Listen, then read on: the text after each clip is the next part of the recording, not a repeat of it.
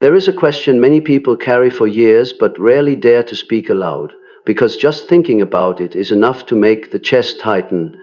Why did the person I love have to leave before me? Not just why they left, but why it happened so early, why at that particular moment, and why I am the one who remains. Continuing to live in a world that no longer looks the same, the mind searches for explanations, medical, moral, spiritual, anything that could make the pain less violent. But loss does not obey logic. And it is at this very point that Carl Jung invites us to turn inward instead of outward. In Jungian psychology, the moments that shatter the order of our lives are not random accidents. They are collisions between the expectations of the ego and the inevitability of the soul. When someone you love leaves too soon, it feels as if life has broken its own rules. But from the perspective of the unconscious, such a rupture is often the moment when a profound transformation can no longer be postponed. Death, in this sense, is not merely the end of a life, but a symbolic event powerful enough to restructure the entire inner world of the one who remains. The person who has left does not disappear. They become a different kind of presence, living in memory, in the unspoken emotions, and in the parts of you that are awakened only by that pain. The pain forces you to let go of the illusion of control, to face the fragility of life, your emotional dependencies, and the deeper layers of the shadow you had never touched before. Jung once said that the soul does not mature in comfort, but in the most extreme collisions, and few collisions are more extreme than losing someone you love. Therefore, the core question is no longer whether their departure was unfair or too soon, but what psychological movement was activated within you from that moment on. Because sometimes a connection does not end because it failed, but because it fulfilled its purpose. Some people do not come to walk with us for a lifetime. They come to break us open at the exact moment we are ready to truly see ourselves. And when that breaking happens, the pain is unbearable, not because it is meaningless, but because its meaning is too vast for the mind to grasp all at once. From that point on, the shadow begins to reveal itself. Pain becomes a rite of initiation, and the one who has left continues to exist, not beside you, but deep within you. Chapter 1. The story of the ego and the truth of the soul. When you lose someone you love, the first voice that speaks is not the soul, but the ego. The ego tells you a very familiar story, that this should not have happened, that the natural order has been violated, that someone must have made a mistake. The doctor, destiny, God, or even yourself. The ego needs a culprit, because without someone to blame, it must face a far more terrifying truth. Some things in life lie completely beyond human control. To the ego, loss is chaos, injustice, a theft of a part of your life you believed you deserved to keep. But Carl Jung pointed out that the ego only sees the surface of the story. Behind that familiar script, the soul is operating on an entirely different logic. In Jungian psychology, the soul is not constrained by the ego's desire for comfort or safety. The soul is concerned with growth, with your becoming someone you never dared to be when everything was still intact. And for this reason, the greatest events of your life, especially loss, do not appear to destroy you, but to break apart the version of you that can no longer carry you forward. When someone leaves too soon, the ego calls it tragedy. But to the soul, this moment is often necessary for an old psychological structure to collapse. Because if that structure remains intact, you will continue to live dependent on external anchors, continue defining yourself through another person, continue postponing the encounter with your true self. Jung described such moments as the intersection between consciousness and the unconscious, the place where the story you tell yourself about your life can no longer resist the deeper truth rising from within. The one who has left in this sense is not merely a person you have lost, but a powerful psychological symbol. They represent the safety you clung to, the role you once inhabited, the version of you that existed only because they were there. And when they leave, everything built around their presence begins to shake. Not because you are weak, but because that foundation was never designed to last forever. The most painful part of loss is not only that the other person is gone, but that you are forced to face yourself without the emotional cushion you once relied on. There is no one left to lean on, no one to reflect you back to yourself, no one to help you avoid your deepest questions. And it is here that the soul begins to speak, softly, slowly, but unmistakably. It asks a different question, not why did they leave, but who are you when they are no longer here? This is the question that terrifies the ego, because it has no ready answer. But for the soul, it is the beginning of a new journey. Jung believed that a person only truly enters individuation, the process of becoming whole, when their external pillars collapse. As long as you rely on roles, relationships, or the presence of others to feel worthy, you are living a borrowed life. Loss, however brutal, forces you to pull your energy back inward. And this painful withdrawal creates the space where a deeper identity can form. Everything said here is not meant to convince you that loss is good. It does not deny your pain. It does not ask you to be grateful for what happened. It simply invites you to see this psychological truth. The story of the ego and the story of the soul are never the same. The ego mourns what was lost. The soul prepares for who you are about to become. And the departure of the one you love, though irreversible, may be the threshold between these two stories. Chapter 2. When Loss Awakens the Shadow. After the first collision with loss, when the ego has exhausted all explanations and denial no longer works, another force begins to rise from beneath the surface of consciousness. Jung called this force the shadow. It does not appear because you are weak. It appears because what you have avoided for years no longer has a hiding place. Loss does not only take away a person, it strips away the psychological defenses you once used to avoid your inner truth. And within that exposed space, the shadow begins to speak. The shadow is not only made of negative emotions like anger, selfishness, or jealousy. In the experience of loss, the shadow often takes the shape of unspoken guilt, of words left unsaid, of emotional dependency you once called love, and of the primal fear of abandonment you never dared admit. When the other person was alive, you could avoid these feelings through roles, routines, or their very presence. But when they are gone, everything is pulled into the light at once, without negotiation, without delay. Many people try to get over grief quickly, as if feeling deeply is an error that needs correction. But Jung warned that anything repressed does not disappear, it simply sinks deeper and returns in distorted forms. If you refuse to fully feel your loss, the shadow will find other ways to speak through anxiety, depression, sudden anger, or a hollow emptiness you cannot name. Not because you are falling apart, but because your psyche is trying to complete a process that you have not allowed yourself to live. In many cases, the person who left becomes a central figure in your shadow world. They appear in dreams, in sudden memories, in moments you do not expect. But Jung wants you to look beyond their image, to the parts of yourself that were bound to their presence. Perhaps you lived for them more than for yourself. Perhaps you delayed becoming who you truly are because the relationship felt safe. Perhaps you handed them a role that was never theirs, the anchor, the meaning, the reason to exist. When they leave, the shadow does not only mourn them, it demands that you face this truth. This is the stage where many people become afraid of themselves. Thoughts they've never had begin to emerge. Questions about purpose, identity, and belief, once taken for granted, suddenly feel fragile. But in Jungian psychology, this instability is not a sign of breakdown, but of reorganization. The shadow does not come to destroy you, it comes to reclaim the parts of you that were abandoned.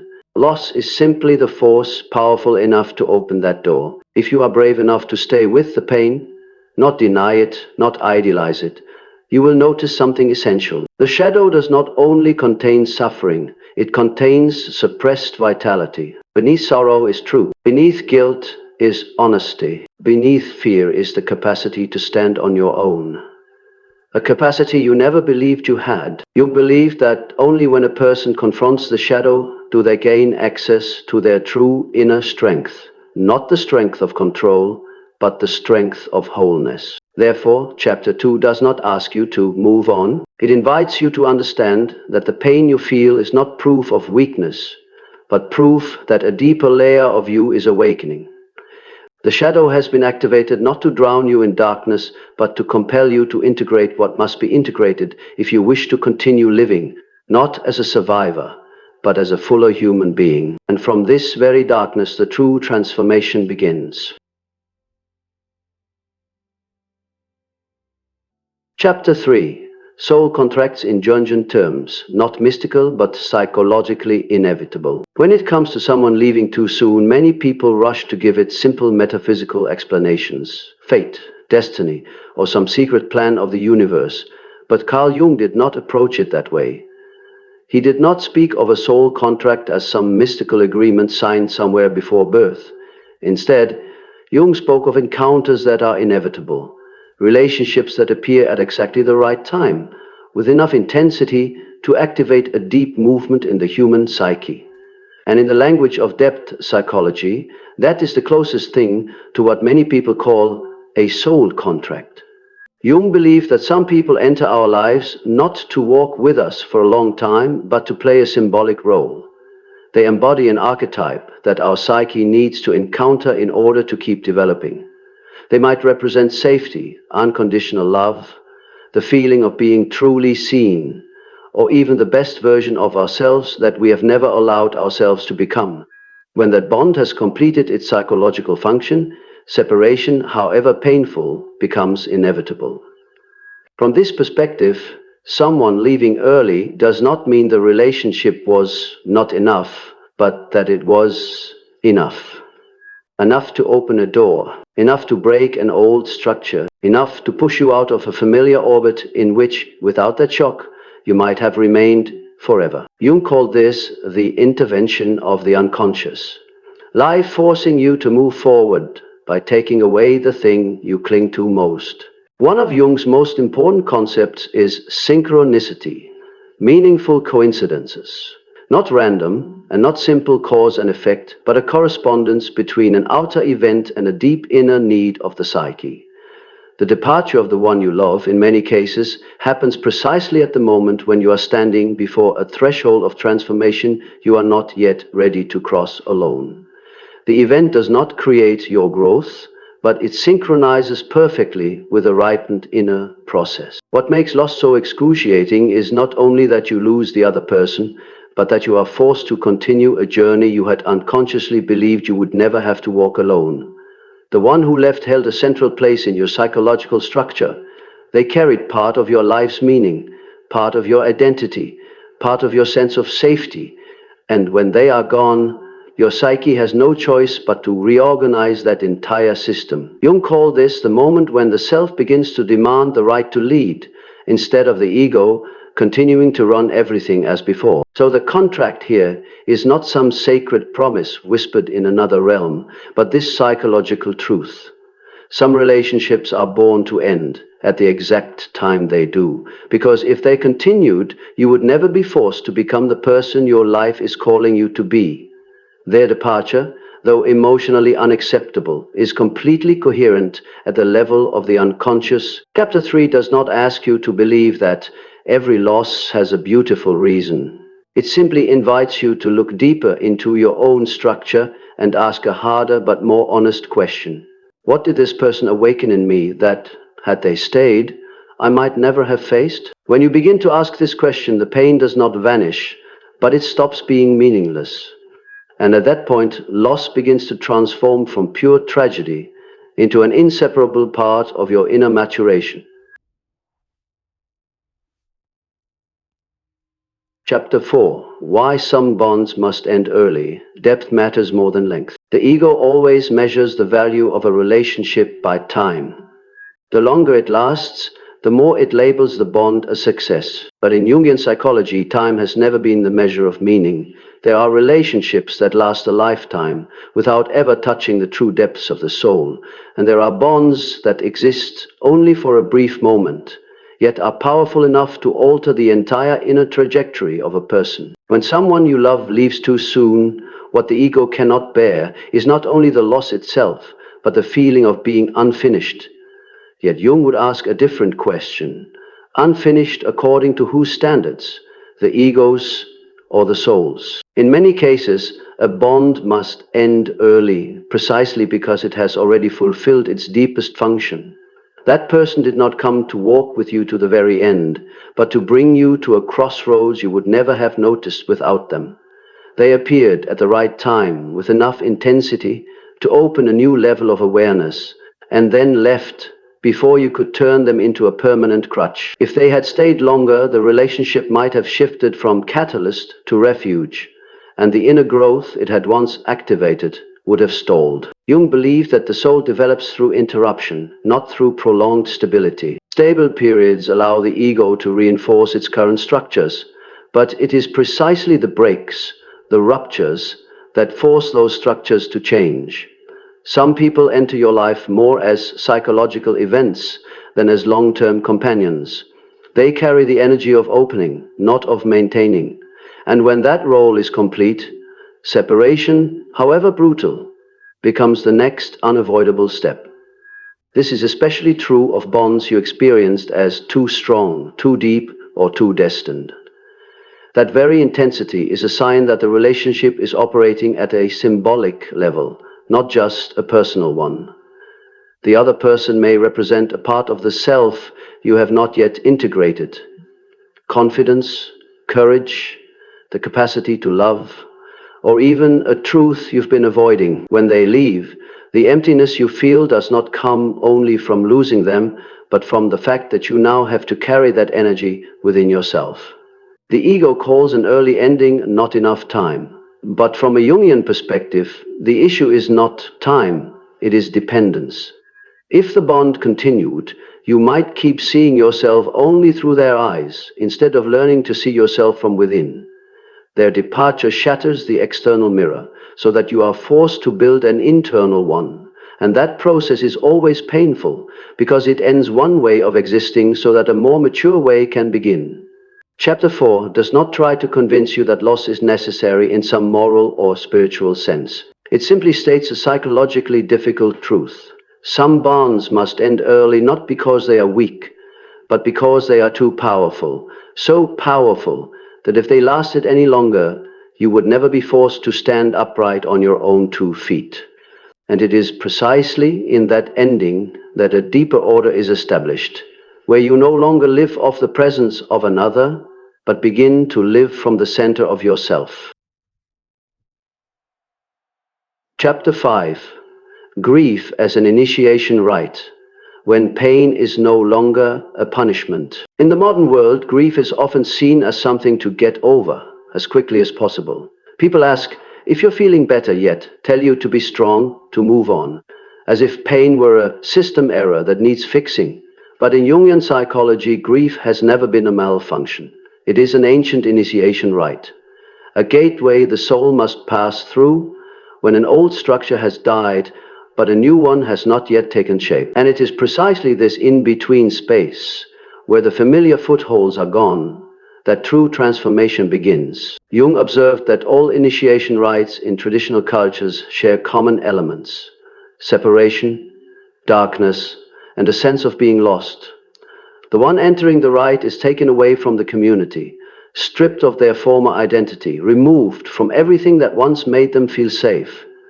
Grief follows the same structure. When you lose someone you love, you do not only lose them, you also lose the role you once lived in relation to them.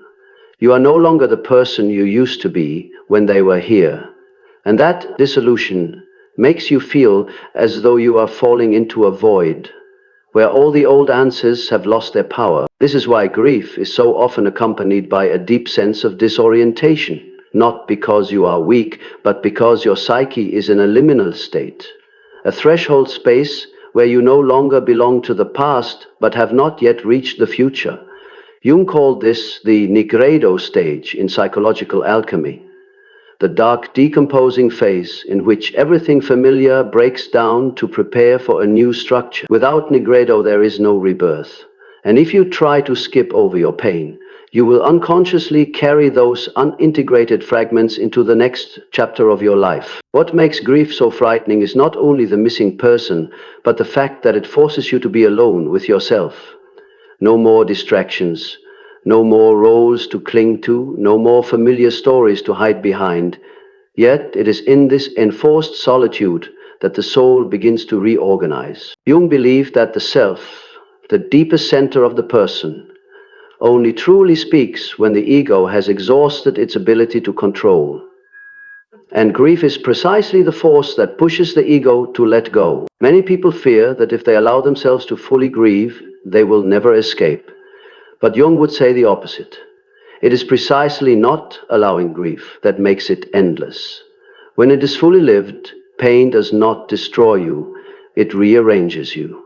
It strips away illusions of immortality, certainty, and control, but in return it offers something deeper: existential humility and the capacity to be truly present with life. In this initiation rite, the one who has left does not disappear.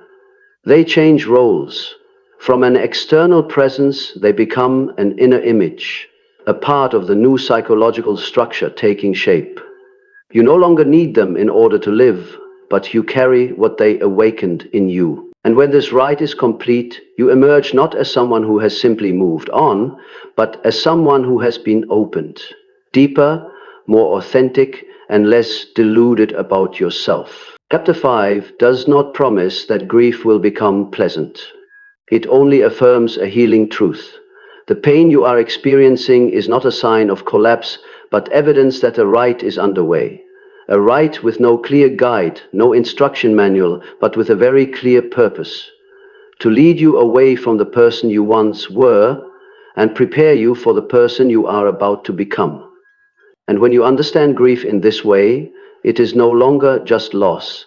It becomes a sacred journey of inner maturation. Chapter 6. When you integrate less, the one who left continues to live in you. After the rite of grief, there is a strange moment many people experience, but rarely know how to name. The pain does not disappear completely, but it changes in nature. It no longer ambushes you the way it once did, no longer drags you back into collapse every time a memory surfaces. Instead, it settles, deeper, calmer, carrying a new kind of meaning. Jung called this process integration, not forgetting the loss, but allowing it to find its rightful place within your newly formed psychological structure. Integration does not mean being fine. It means you no longer resist the truth that the person is gone and that their departure has become an inseparable part of who you are today. When loss is not yet integrated, the memory of the one who has passed is like an open wound. The smallest trigger can make it ache as intensely as it did on the first day. But once integration begins, that memory becomes a living scar, still sensitive, but no longer bleeding. Still reminding you, but no longer bleeding you. Jung believed that deep bonds do not end when their physical form ends. They move from outer relationship to inner image. The one who has left is no longer someone you can touch, but they become an inner figure, a presence inside your psyche. They live in the values you hold, in the choices you make, in the moments you respond differently because you have known love and you have known loss. This is not illusion, it is a true restructuring of the inner world. As integration unfolds, something important happens. You stop searching for them outside yourself. You no longer live in the unconscious hope that someone else will replace them, fill the void, or bring you back to who you used to be. Jung warned that when a loss is not integrated, people repeat unconsciously, seeking the same bond, the same shape in new relationships. But when integration is complete, you no longer need to find them again. You carry what they awakened within you. At this stage, the self begins to lead more clearly. You make decisions not out of fear of losing someone, but out of honesty with yourself. You compromise less with superficial relationships. You become more sensitive to your inner truth. And most importantly, you no longer live on borrowed emotional energy from the presence of another. Loss in this sense has forced you to mature, not by becoming tougher, but by becoming more whole. The one who left is not abandoned in the past. They have completed their role in your life, not as someone meant to stay, but as someone meant to set a process in motion. When you integrate loss, you do not betray them by living on. You honor them by living more truthfully, more deeply, more fully. Your life becomes the place where that bond continues to breathe, not through painful memory, but through conscious presence. When you reach the end of this journey and look back, you may realize that the question, "Why did they have to leave before me?" never needed a simple answer. Some questions are not born to be solved by logic, but to reshape the person who asks them. Loss does not come to strip your life of meaning. It comes to force you to see what truly holds meaning once every familiar layer has fallen away. In Carl Jung's language, this is the moment when the ego stops leading and the self begins to speak. The person you loved did not take the best part of you with them. They left it behind. They left it in the way you now love deeply without losing yourself, in the way you show up more fully for your own life, and in the new honesty you extend to your own soul. The bond did not end. It changed form. From an external presence, it became an internal foundation, quiet, steady, and impossible to take away. If Jung left us with one final truth, it is this: human beings do not become whole by avoiding the dark, but by moving through it. And loss is one of the most demanding gateways of that journey. No one steps through it and remains who they once were, but no one steps out of it without carrying a new depth, if they are brave enough not to turn back. So, if you are still hurting today, understand that your pain is not a sign of failure, it is a sign of transformation. You are not required to be okay quickly, nor to erase the memory of the one who is gone. You are only invited to keep living, not to replace them, but to carry forward what they awakened in you. And when you live this way, you do not betray the memory, you complete it. In the end, perhaps the deepest comfort does not lie in understanding why they left, but in realizing that their departure did not end your story. It opened a new chapter, not easy, not gentle, but more honest. A chapter in which you no longer exist through the presence of another, but begin to live from the center of your own being. And in that life, the one you loved continues to exist, not in form, but in the depth of the person you have become.